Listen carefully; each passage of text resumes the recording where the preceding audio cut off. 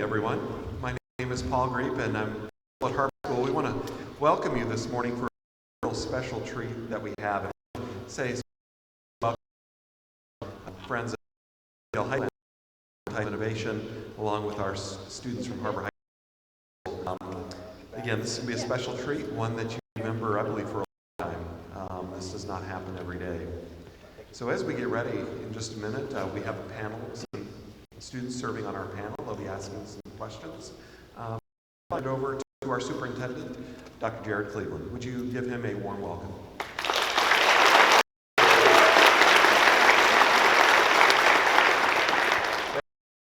Congressman, thank you. Thank you for bringing a great friend with you. Somebody who's here, we believe is the best Springdale and around, because they represent Springdale, Arkansas, and quite frankly, Northwest Arkansas. They are future leaders, they are future doctors, they're scientists, and frankly, they are the best we have to offer. And the Congressman knows that, and so he is also the best of us as well, and represents us very, very well. We do things really well in Springdale. Students in college, and we employ students in the workforce, and we really want them to earn here, learn here, things. We want Northwest Arkansas, but especially Springdale, Arkansas, best of the best. Thank you for bringing her, and only a few seconds here. Thank you so much for what you do for us, and thank you for bringing your passion here so our students can see and understand what passions might be in front of them as well. Welcome. Thank you. My turn? Your turn. All right. I can't talk when I'm seated. Can you hear me all right? Is this thing on? Oh. Let me fix this. There you go. It helps when it's on. So my motivation daily in my work as a member of Congress has very little to do with my next election or what's going to benefit me. It has everything to do with you. How can I help create or sustain a country where the opportunities that I've been afforded and others before me have been afforded can offer the same opportunities for you? So not long ago, when Monica and her team came into my office to talk to me about the National Institutes of Health, and I had a pretty good working knowledge of it already, we always want to extend an invitation to these VIPs to come see for themselves what I brag about often in Washington. And that is this remarkable Northwest Arkansas area and the opportunities it presents, and how embedded in groups like this very group here, Monica, are the answers to some of the more serious, impactful, profound challenges in our country. For a Har-Ber Wildcat or a Bulldog from Springdale, and I could go up and down the 49 corridor and all of the other schools, here, mediocrity is unacceptable. The standard here and the standard throughout my district is excellence. And so naturally, when she accepted my offer to come to Northwest Arkansas, get the offer, she wanted to with the next generation of great scientists, engineers, doctors, professionals. And so that's why you're here. You have a rare opportunity.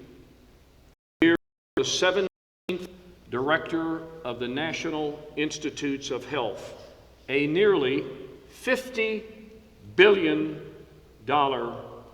enterprise. that is engaged in some of the most compelling biomedical research on our planet. These aren't lightweights.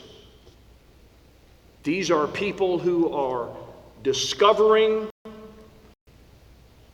the solutions to some of the great challenges affecting the public from a healthcare perspective. And so I have kind of a selfish interest in what Monica does. And it's simple as this. We are $35 trillion in debt. We will have a budget deficit of nearly $2 billion this year. And this is a sustainable formula. I also know that the predominant driver of our deficit and debt is in the healthcare arena. So whatever we can do from a research standpoint to solve some of these very expensive medical issues going forward will help us relieve you, your generation, of the burden of having to pay off this significant deficit and debt that we have incurred. So this is pretty important to me. And I got to tell you, when you get an opportunity to have the head cheese of the National Institutes of Health in your presence, you want to take advantage of it. So I'm not going to bore you with, you didn't come to hear me speak, but that kind of sets the table for why we're here today and why we are in Springdale. So I give you the 17th director of the National Institutes of Health, confirmed about a year ago in her present position, and formerly the director of the National Cancer Institute. I think you were the 16th director there. And she's my own girl, so she knows how we work here in Northwest Arkansas. Dr. B, welcome to Springdale.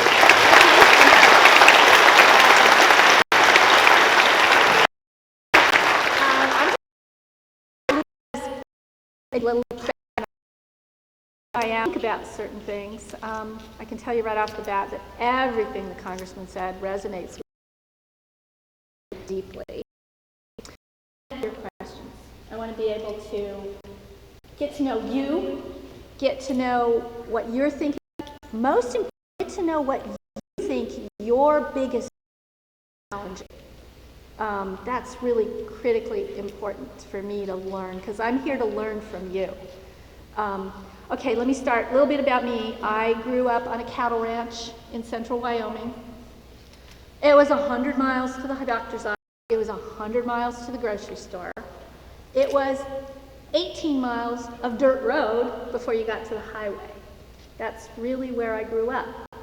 But I think, like I'm seeing in the communities here, I was so incredibly blessed by where I grew up. Had to learn to solve some of my own problems because of being in a remote location. But I grew up in a place, agricultural community, where it was about the community, right? You don't live in a place like that without working with your neighbors, understanding who they are, feeling like you belong somewhere, and it's very important for you to give back to the community where you came from. I also grew up, people have this idea, the really fancy people in the great big universities have this idea that these places in the United States that are a little bit more remote, or, not necessarily the big universities on the two coasts, don't have the best and the brightest. Well, I know personally that's nonsense. I got to have at our dinner table, in fact, sometimes you even get better access, frankly, to superstars of the world. I got to have in rural Wyoming at our dinner table the state biologist, who is this unbelievably talented guy named George Daly, who could tell you everything about population biology in the Intermountain West. I got to have as a mentor and personal friend somebody who taught at the local community college, who happened to be an archaeologist who was the world's expert in the Native American community, in the ancient Native American populations of the plains. And so I know personally, even though I grew up in a really, really small place, that the best of the best of the best exists everywhere. And when you're in a place, you can have access to people that you understand from a very early age the sky limit, and the sky absolutely is the limit. So the first thing I want to say to you is everything you ever will need, you already have here, and everything you ever need to anybody. The president, everything you need, you have to take it, grab it, and run with it. So that's number one. Number two, also a little bit about me. I am so honored to be in this role as the director of the NIH.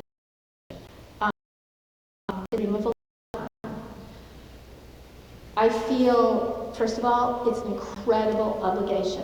I represent American people. I have this amazing opportunity of having the funding that comes from the federal government, and that funding comes to me and they say, okay, get all the brain power and all the heart. It's not only brain, it's heart, it's all the emotional, the dedication and all of that drive of the American people, and get together to solve the problem. We have to solve it. And that is our goal. I say this every single time I have a meeting, it is absolutely our job, my job. Our job is not finished when we make scientific discoveries, although science is magic that works, right? Every day we see incredible things happen because of biological science, but our job is not done. The magic of science. Our job is done. Every person is living a healthy life. So, if somebody who I'm both a researcher, but I'm a clinician. Up until I came to the NCI late in October 2022, I was still a surgeon taking care of patients in the clinic, doing surgery, trying to do the best I possibly could to have people be able to do better. And so, I feel that the caring for people part and the cutting edge, really cool, exciting science part are absolutely married in everything we do. And the thing that binds it together is this passion for making the world a better place for everybody. I also will tell you, I'm such a person that I grew up in an environment that I did, that I've had all of the great gifts that have given to me along my life, and I also believe passionately in the saying that to anyone whom much is given, much is expected. So I also ask you to take that home. I think you're in obviously an amazing environment. You've got a lot of opportunity ahead of you, and there's big things expected. That doesn't mean you shouldn't take care of yourself and make sure that that's the last thing I want to say before I sit down, is that's also a lesson. I want people to have the opportunity to talk about the aspiration and the challenge and the challenge and the tough stuff that we do. It's also very important to remember that your contributions to the world are also going to mean be better, be possible if you take care of yourself. And you have to, you know, you are, every single one of you is so incredibly valuable to the world. So remember, take care of your health. Take care of your mental capacity. Take care of the people around you, because that is also something just as important as learning, driving, and trying to be, you know, trying to be a superstar. That's just as important to what you have to offer the world. It's important to recognize how precious you are. So with that, I'm going to stop. Ask Andy to do bio research. We do everything from type of imaging technique that can look at proteins and how they dock to make it work, all the way. So we have one program going on, very specific, another program, all the way to working with a Native American community to help manage pain by using both the medicines we have, traditional Native community healing, and get a lot better. So that's the full spectrum of what we do. So you can ask me a question about the whole lot of what we do. So let's get down to the good part.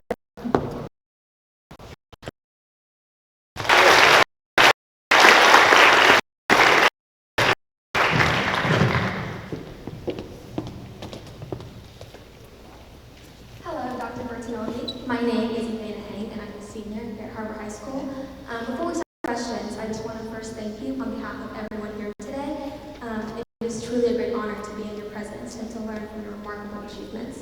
Your dedication to medicine and your advocacy for rural communities and your commitment to biomedical research is truly inspiring. It's a great privilege to host you today. And with that, my first question for you is, you are the first surgeon to ever be appointed as the director of NIH. How has your career in surgical oncology influenced your perspective in this position? Oh, that's a great one. You know, it takes all types. It takes everyone, every field that can affect patient health to participate. My field happened to be surgery. I'm very hands-on. You know, I grew up on the ranch. When something broke, you had to fix it. I was an engineer as an undergraduate, so I think like a problem-solving engineer type. So one of my particular contributions is to think about problem-solving, how do we fix things, and really more of the physical world and how we can organize it in ways that work better to deliver health. That was very helpful to me. But the most important part, besides that, okay, I'll tell you something very incredible about being a surgeon. Think about this. Think about the responsibility of having a person with a cancer, and that person has put their trust in you, that you are going to take them to the operating room and take out that big tumor, and it's a risky enterprise. And even what you're doing there, trying to help them, sometimes bad things can happen. And that person has put that kind of trust in you. And there is nothing like that. It changes you, how you feel about your relationship with people, to have had the privilege of working with people that way, having that kind of responsibility, also that kind of connection with a person. So I think also being a surgeon in that really intense relationship with my patients has let me bring that kind of intensity to really wanting to help everybody that is challenged by poor health. And it just makes it that much more responsible and personal. That's amazing. Yeah, that's amazing. That's really inspiring for especially people like me who are wanting to go into surgery. That's great. Okay?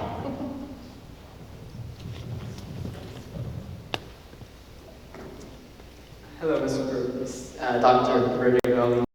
My name is Isaac Amaya. I am a senior in the International Baccalaureate Diploma Program at Springdale High School. And I see you've had an impressive career, both in clinical and research settings. What inspired you? You mentioned your passion to pursue a career in surgical oncology and later take on leadership roles at NIH and NCI. So what inspired me? So I think, early on, I'm a geek. I'm a nerd. I just love science. I love math. I loved thinking about doing experiments. I loved reading biographies of famous scientists and seeing how they thought. By the way, all of you, if you want to read something wonderful, it's been around for many, many decades. There's a book by Peter Medawar, a famous Nobel down in the field of immunology, that's called Advice to a Young Scientist. It's something, things like that. I loved the whole idea of science.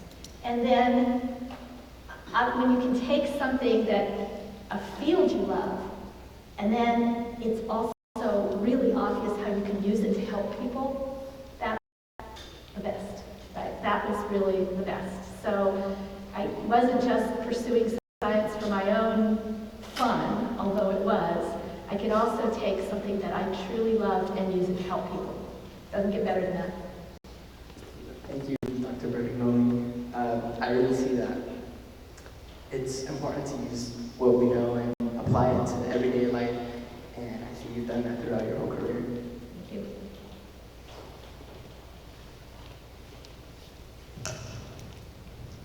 Hello, Dr. Bertagnolli. My name is Leah Marvin. I'm a student here at Har-Ber High School. I kind of wanted to go back to what you said to Athena's question about that experience with the individual patient as a surgeon and how impactful that experience is to you. So now that you're the director of the National such a large institute, right? How do you make sure that you and the other people you're involved with keep that in mind, that individual patient in mind when you're doing this research and you're making these really big waves? How is that still oriented around the individual patient? Yeah, I think we all need to be reminded. It's easy, it's easy to pursue all of scattered things, and I think so the way it works, I'll give you the details. The way it works is there's me as the director, but NIH has 27 institutes and centers. There's the National Cancer, National Institute of Engineering and Biomedical Imaging, there's the National Institutes of Mental Health, 27 of them. And first of all, is dedicated just as I am to the same principle. We're not here, we're not here in this privilege because we're making money or making products or we make products, we develop discoveries, but we're there because we're totally a team that thinks about that all the time. But we have these guiding principles, 3. And we talk about them all the time. Until everybody's living how much fun as we're having in the lab. Number 2 is that the NIH encompasses the laboratory, the clinic, but doesn't stop at the doctor's office. Our work is deep that serve. Why? Because that health is not only the genes you inherit, it's the environment you live in. It's everything you eat, it's how you leisure time, all of those things. And if we're the NIH, we have to be deeply into that as well. And then last of all, we also believe that the third guiding principle is that we will make the fastest progress if we bring the best and brightest minds, the most innovative technology, we look under every single rock to find what is the best that we can bring to bear together to attack the health problems we need to attack. And we talk about this all the time. The last thing I will say is that we are very, very dedicated to the next generation. You all. And we also think all the time about how our policies, how our ways of using our funding, how our research programs can make sure that all of us are replaced, as quickly as possible with people who will do even better, all right? So we care deeply about the next generation. Thanks. Hi, thank you so much for coming here again. I just want to thank you so much for providing us with this incredible opportunity. I'm Kendall Olson. I'm a senior at Springdale High School representing the Medical Academy. And as the director of NIH, which as you mentioned has 27 institutes, how do you maintain up to date with all components in current research? Oh boy, I can never do that. So I count on, okay, we can talk about leadership, what leadership means, right? Leadership doesn't mean you know everything. We would fail immediately. Leadership doesn't mean, but what it means is to figure out how to make it possible for the smartest people out there to do what they do best. So it's not for me to know everything, far be it. It's for me to identify who are the drivers, the ones with fire in their belly that are really going to make things happen. Get those people in positions who have knowledge. Get those people in the positions throughout NIH, running the institutes and centers, and then do whatever I can to make sure they have the freedom, the resources, the scope, the environment to do what they do best. And it's really, really fun. And I'll tell you that another little secrets that I have a great team that works with me that every week they deliver me a list of the top 20 research results in the whole world that affect health, across everything. So this is how I try and keep my brain going. And they deliver me manuscripts and papers where those come from. And they come from mental health and clinical care and diabetes research and the 20 top results every week. And keeps me in the game. The last thing is I do work on my own knowledge. I was an immunologist and did a lot of my research. I still go. It's now. It's somebody else. I still go to lab meeting every week so that I can listen and keep up on because if I didn't, my own knowledge, even when arguably one of the experts in the world, even my own knowledge would deteriorate quickly if I didn't go to my lab meeting.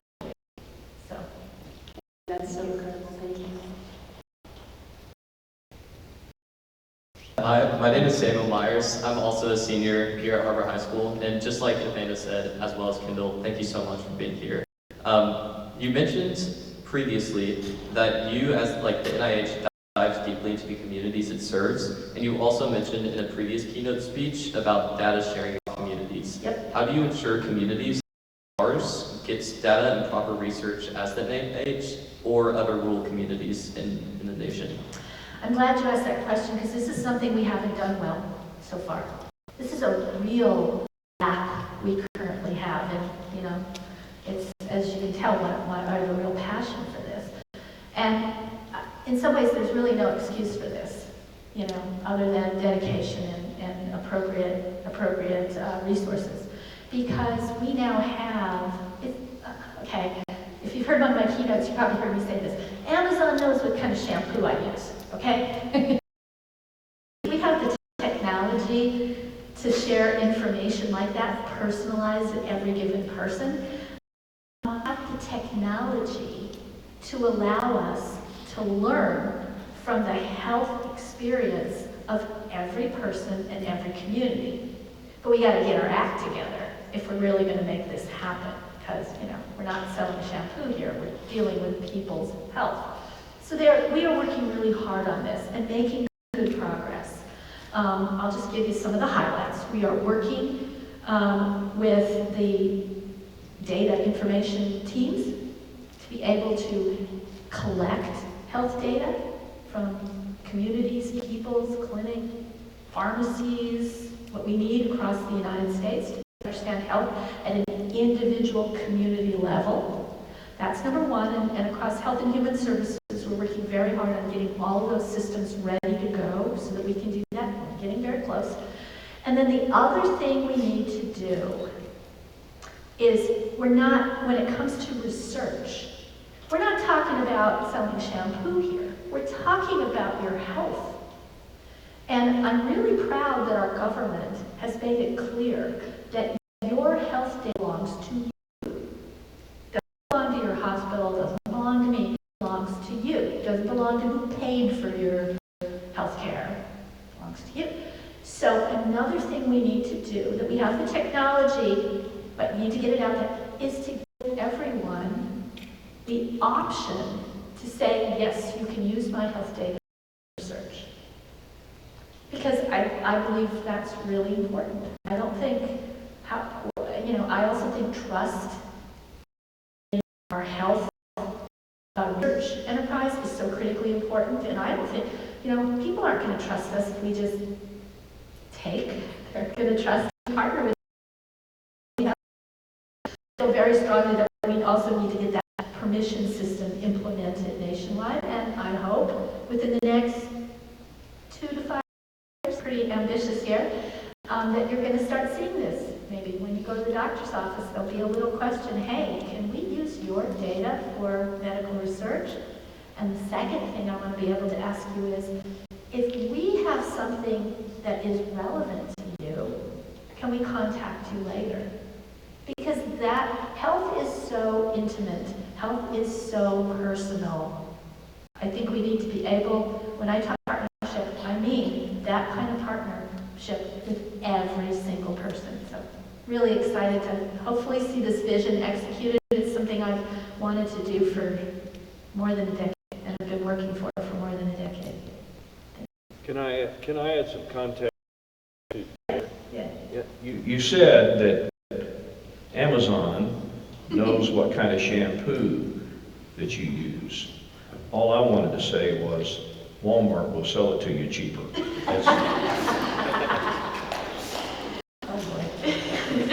I mean, we are in Northwest Arkansas. Okay, wait a minute. Is All right. Walmart going to deliver to 100 miles from the nearest store? Yeah, it'll come out of that Peach location by that drone that flies over, and Drop it on me. it'll put it within a parking space in the front porch.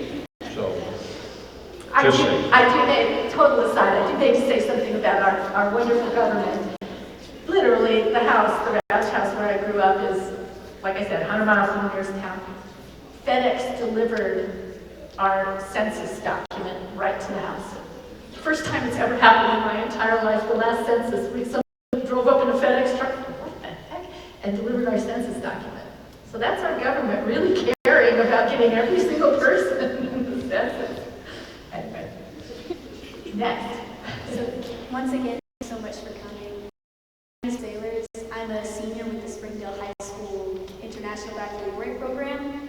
And so with what you said earlier about allocating resources to healthcare in small communities, earlier this year, the National Institute of Health announced a new pilot program called Communities Advancing Research Equity for Health. So can you walk us through what this program hopes to accomplish? Oh boy, you are one. This is like one of my favorites. So I've been here for 1 year as director, and this was the first thing I wanted to get going out of the gate. So I'm so thrilled about this program. What it does is this. Okay, look at a map of the United States. So the Congressman dealing with healthcare. We spend more money than any country in the nation by far on healthcare. But you know what? We're number 10 when it comes to results. Number 10, after 9 other countries that spend more per capita, that spend less, far less per capita. Well, there's something big time wrong with that. Number 1. And number 2, you look at the map of the country and you look at where we're delivering the results. It's places like Arkansas, you know, and you look at that. And then third, when you look at the map of where NIH spends research dollars to get research to improve health, it's not as much all of these places that have poorer health. So research and better health go like this together. That bringing research to communities is going to improve the health of communities, and not only that, it's going to teach us how for people. I'm sorry, the solutions in our are not the same solution for people who have challenges here. Not going to be the same solutions for Wyoming or for Alaska or for anywhere else that's having big challenges. So if we're going to do this right, we need to partner, that's the big again, with the communities. There's two. It is which are the doctors on take the help we have. You know, we're in blood pressure. That's your doctor's office. So we research that everything each does in their one disease. The most important goes into a set all possible opportunities we have, and that list is getting really big.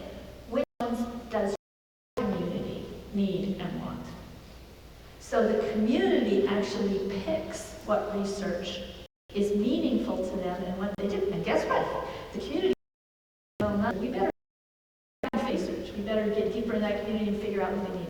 So what I love about this program is it really recognizes that every place is different.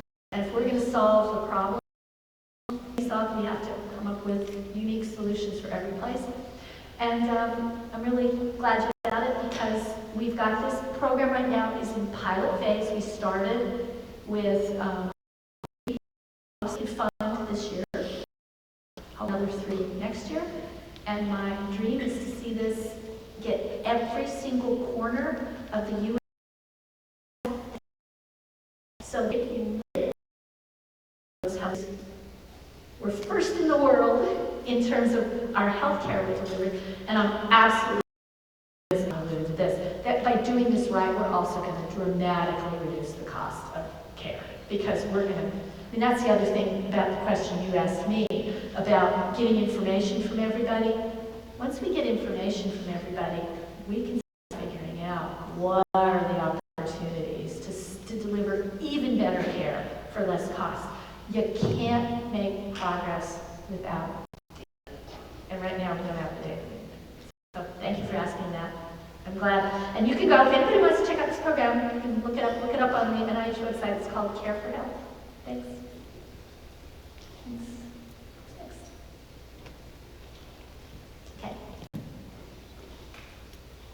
So this is back to talking about leadership, and also thank you for being here. My name is Vincent Sharp. I'm a senior at Don Tyson, and I represent their hosted chapter.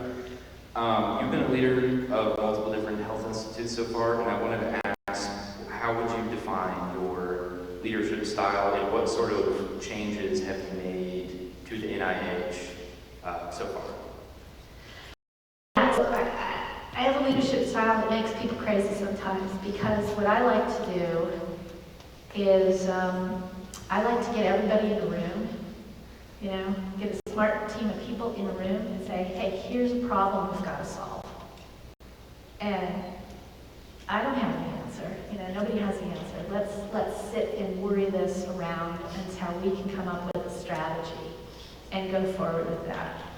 I really think that by doing that, I can tell you, I can go away and think I have the idea for doing something. It's never even remotely as good as if I just dropped the question in the middle of a crew of really smart people and then sit there and keep my mouth shut until I heard what they all come up with. And then I sound really smart because I say, oh yeah, this is what we ought to do, right? No, but seriously, it is I believe in the creativity and the of getting together people who can put all kinds of different sides of the problem, including, I love to throw a person in the mix who like, there's no reason why this really ought to, like throw a surgeon into the group who's worried about, delivering something for what? For diabetes research. Believe it or not, or throw an engineer into the equation when you're worried about something to do with maternal health, right? So we try. I love doing that, and it is crazy. They're looking more for me to have the agenda here instead of convene these, but it's what I think delivers the best results for us. And the other issue with that is it also demands people to be invested in what they do. That's another really important thing about leadership, right? I get up here all day and say, what I decided to do, and what really needs to be is what everybody has gotten together and decided, wow, we can get in on this. Why? Because we've had a part of making it, of developing it from the beginning. So it can be a lot of work. It can take a lot of time. The results are always immensely better. So I'm the kid. I heard cats all day. That's what I do. It's great. Thank you.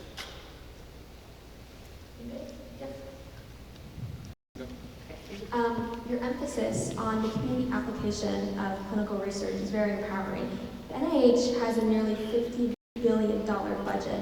How do you allocate these funds to different research studies, and what factors go into deciding who gets the funding?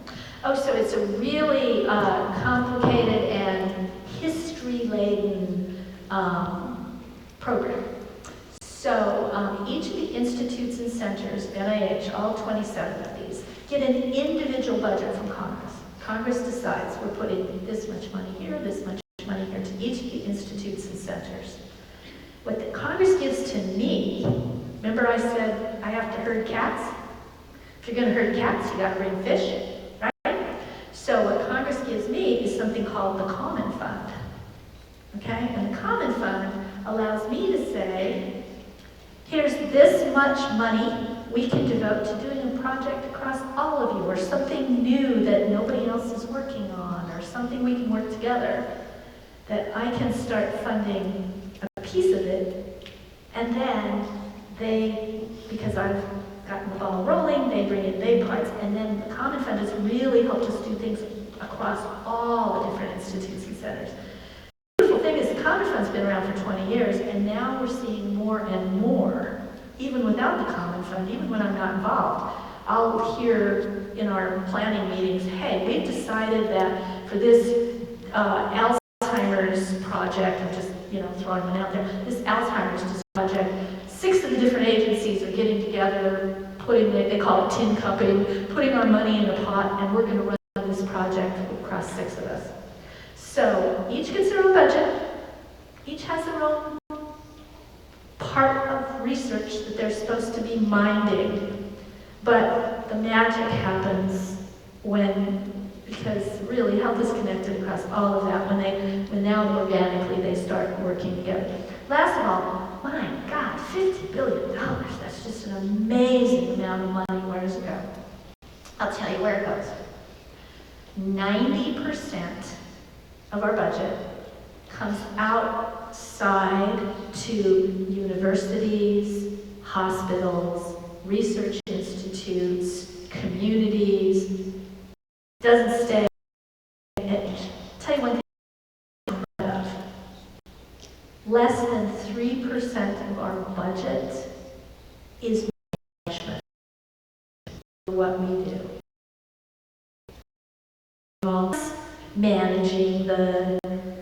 Managing the groups, and I'll tell you, any business person will tell you, man, if only 3% of your budget is actually managing everything, that's pretty darn good, okay? The other 17 to 20%, depends on the year, goes to work that we do at the NIH only, and that's work that can't be done anyplace else. And it's things like running a new supercomputing center with the Department of Energy, that or working in the clinical center of NIH, which is the world's only, the only U.S. Hospital devoted only to research or that kind of thing. That's what 17 to 20%. That money doesn't work out. Yes, 7%. Goes to that. So I did it wrong. 20% rely on the outside. It ships back and forth, and roughly 20% stays internal. And cover possible tools to doing genetic research, all the way to figuring out how to get better programs and deliver better health to people. So I will remind you, we spend 17.3% of our GDP on healthcare. That's about $4.9 trillion a year on healthcare. And for NIH to improve that and drive that, we have roughly 47 to 50 billion. So as an R&D, pretty darn good. We're not complaining, but we're also trying to tackle that behemoth, which is the many trillions. Wow, that's amazing. It's fantastic to see how collaboration truly powers innovation. It's the best way to spend the money. You don't waste time making different silos. Hi, Dr. Bertagnolli. It's so nice to meet you. My question relates to the younger generation. You mentioned when you're more involved, having people set up to take your positions in the future. My question is, what programs does NIH offer for students to get involved into biomedical research? Yeah, it's there is a full spectrum of programs spread across all the different institutes and centers. And there's also, so you can go to the NCI website and see what programs there are. And they go from kindergarten all the way through junior faculty levels, promotion of career development and educational opportunities. The ones that I think are the most, there's one institute in particular, it's called the National Institute of General Medical Sciences, NIGMS. NIGMS probably has the most full spectrum portfolio of opportunities for all the way from kindergarten to junior faculty. And most of the programs that would relate directly to all of you, there's some across all the institutes, but NIGMS has the most specifically focused ones. The other thing I'll say is that the intramural program, that 20% we spend on our own campus, also has a lot of programs. And we see young people from everywhere, all walks of life, and all countries on our campus every year for fellowships and programs. And those are a lot of fun. But you gotta come to We're about out of time, and Jared, first of all, I want to thank the school district for hosting us. You, one of bright minds, is a refreshing thing to be able to do. Springdale, and we're honored that you chose to do that. Got one last question that might be of interest to some of these bright minds, and that is, are there some internship facilities at NIH or scattered across the country in some of the investigators that are doing your research? What do some of these folks look forward to being able to do that could better link them to the research arm of the U.S.? That's a wonderful, I was having the same thought as I was listening to you, and let me get that, I will get that information to you. You just tell me who to get it to. I mean, specifics, the details, how to do it, right? You don't have to rummage around our websites. So just let me know. Kate Klimzak, my wonderful helper, is here today, and Kate will help make sure, she's back there, thanks Kate, and we'll help make sure you get that very specific information. Yeah, Miss Tischer's right there in the back. I I'd be delighted. Boy, that'd be really fun. And if you all want to do programs, send me an email because I want to know. I want to keep track of this and make sure that we're able to deliver this for you.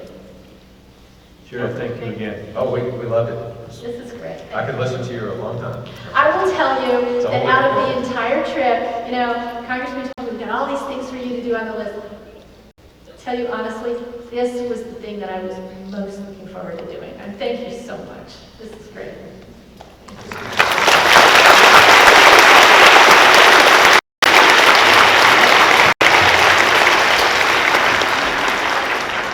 Again, we thank you for coming today and visiting Har-Ber High School. I know we have a couple of schools that are visiting, and so your principals will be kind of leading you to the buses. Har-Ber, if you'll wait till the end, that way we can let our guests leave. Let's give everyone a warm